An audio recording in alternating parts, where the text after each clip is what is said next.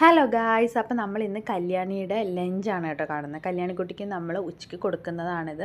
അപ്പോൾ ഇതിന് ചോറുണ്ട്, മത്തങ്ങയുണ്ട്, അതുപോലെ ക്യാരറ്റ് ഉണ്ട്, പിന്നെ കടലയുണ്ട്, അതുപോലെ തന്നെ മസൂർ ദാൽ ഉണ്ടല്ലോ അതുണ്ട്.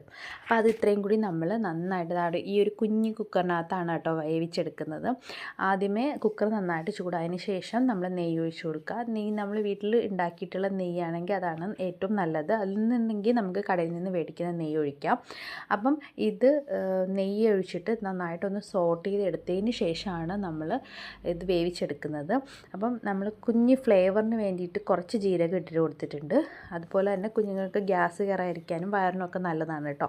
അപ്പോൾ ജീരകം ഒന്ന് പൊട്ടി വരുമ്പോഴത്തേക്ക് നമ്മൾ ചോറും അതുപോലെ തന്നെ ഒരു കുഞ്ഞ് കഷ്ണം മത്തങ്ങയും ഒരു കുഞ്ഞ് കഷ്ണം ക്യാരറ്റും ഒരു 4-5 വെള്ള കടലയുണ്ടല്ലോ, കടലയും പിന്നെ മസൂർ ദാൽ അതും കൂടി ഇട്ടിട്ട് നന്നായിട്ടൊന്ന് സോട്ട് ചെയ്യുക. ഇതെല്ലാം കുറേശ്ശെ മതി. കാര്യം നമ്മൾ കുഞ്ഞു കുട്ടിക്കൊക്കെ ആണല്ലോ.